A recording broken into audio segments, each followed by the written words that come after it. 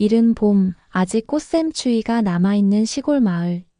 해 뜨기 전에 들판은 안개로 촉촉히 젖어 있었고 그 안개 사이를 뚫고 밭으로 향하는 그림자 하나가 있었다.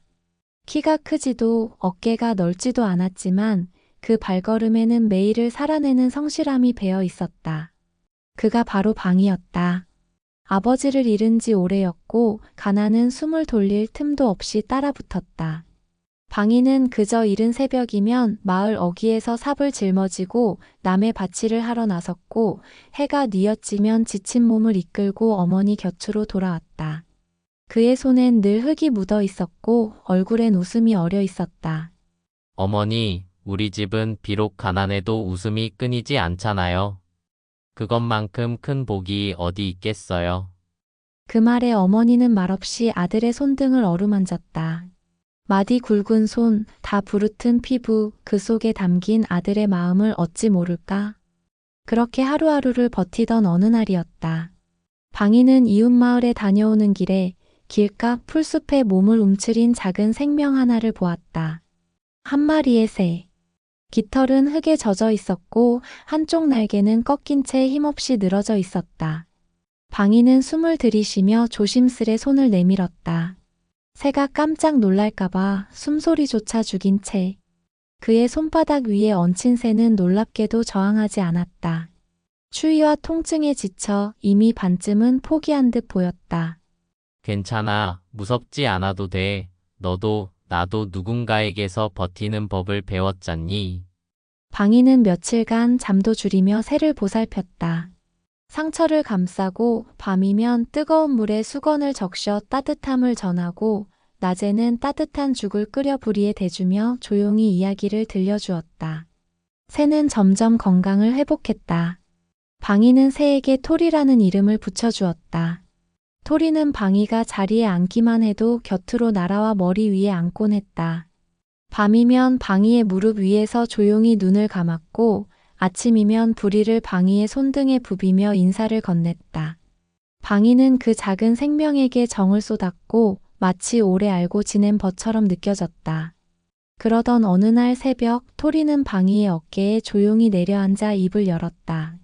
방이야, 너처럼 나를 지켜준 이는 처음이야. 나는 단순한 새가 아니야. 오랜 세월을 돌아 내 마음 같은 사람을 만나기 위해 이곳에 온 존재란다. 방이는 숨을 멈췄다. 눈앞에 토리가 말을 하고 있었다. 내가 가는 숲을 따라와줘. 너를 위한 선물이 기다리고 있어. 하지만 절대 욕심을 부리면 안 돼. 탐욕은 모든 걸 삼켜버릴 거야. 그 말만 남기고 토리는 날아올랐다. 어두운 하늘을 찍고 흩어지는 별빛 사이로 토리의 깃털 하나가 떨어졌다. 방이는 그 깃털을 주워 품에 넣고 토리가 향한 숲으로 발걸음을 옮겼다. 숲은 깊고 어두웠다.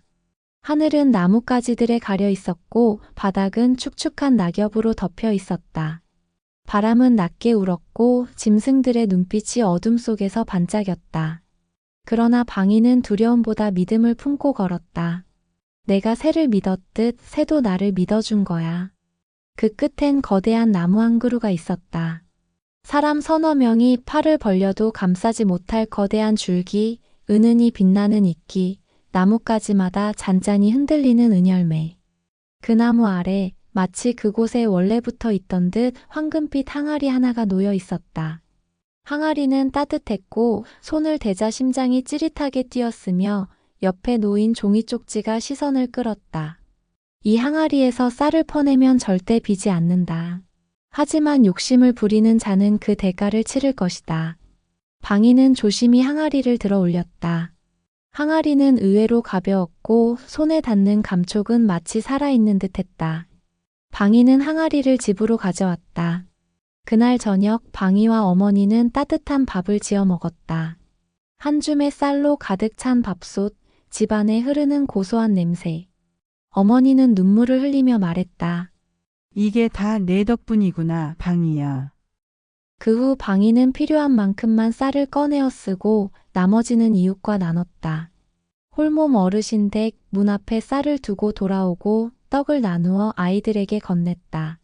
사람들은 그를 쌀을 나누는 젊은이라 불렀다. 그러나 욕심 많은 이웃 박 씨는 방이가 부유해진 이유를 궁금해했고 어느 날 몰래 집에 들어가 항아리를 훔쳤다. 방이가 집에 돌아왔을 때 항아리는 사라지고 없었다.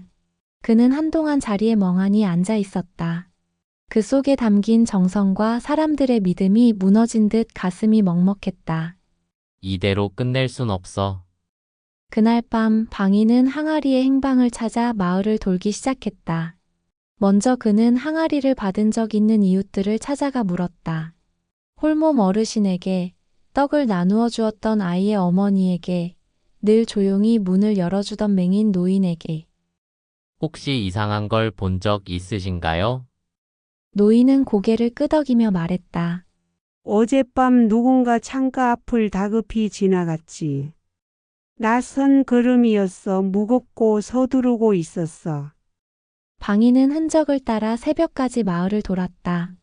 우물가에서 지수 아줌마를 만났다. 4살 덕에 우리 집은 작년에 겨울을 날 수 있었어. 잃어버린 게 있다면 마을이 함께 찾아야지. 그 말에 방이는 고개를 숙였다. 항아리는 단순한 물건이 아니었다. 나눔의 마음, 받은 사랑의 상징이었다. 그제야 박 씨의 집으로 향했다. 분노가 아닌 무너진 믿음을 다시 세우기 위한 걸음이었다. 그는 자루를 들고 앉아 항아리에서 마구 쌀을 퍼내기 시작했던 박 씨를 보았다. 그러나 항아리에서는 쌀이 아닌 검은 돌들이 쏟아져 나오고 있었다. 돌은 자루를 넘쳐 바닥을 메우더니 박 씨의 몸 위로 덮쳐들었다. 돌더미 속에서 박 씨는 신음을 흘리며 외쳤다. 잘못했어. 내가 욕심을 부렸어, 방이야. 방이는 문을 열고 들어가 돌더미를 치워 박 씨를 구해냈다. 왜 날 구하냐? 내가 너에게 무슨 짓을 했는데. 팍씨 아저씨, 누가 무엇을 했든 나누는 마음이 먼저예요. 그 말에 박 씨는 끝내 눈물을 터뜨렸다. 그날 이후 그는 달라졌다. 아이들에게 방이의 이야기를 전하고 욕심을 경계하는 사람이 되었다.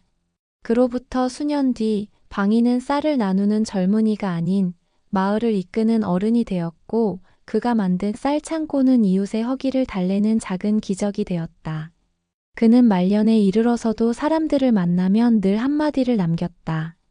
욕심보다 마음이 먼저지요. 마음이 있어야 나눌 수 있으니까요. 그가 세상을 떠난 뒤 마을 사람들은 어귀에 작은 사당을 세웠고 그 속에 마법 항아리를 조용히 안치했다. 그 항아리는 여전히 따뜻했고 마치 아직도 방이의 마음이 그 안에 담겨 있는 것처럼 은은한 기운을 품고 있었다. 그리고 오늘날까지도 그 마을의 아이들은 사당 앞에 앉아 묵곤 한다. 그날도 아이들이 둘러앉아 사당 앞에 모여 이야기를 듣고 있을 무렵이었다. 문득 부드러운 바람이 불더니 사당 지붕 위에 작은 새 한 마리가 내려앉았다. 몸집은 작지만 깃털 끝이 은은히 빛났고 눈망울엔 어딘지 익숙한 따뜻함이 담겨 있었다.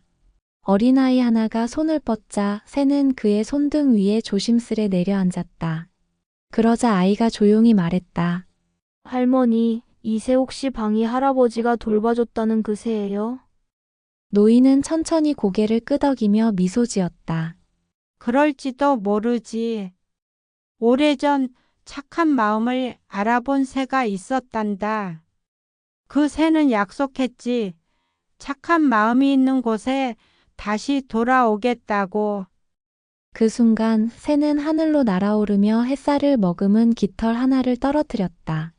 그것은 마치 오래된 이야기의 마지막 장이 조용히 넘어가는 듯한 장면이었다. 할머니, 저 항아리엔 진짜 쌀이 나왔대요? 그러면 노인은 웃으며 대답했다. 그럼. 하지만 쌀보다 더 귀한 게 나왔지.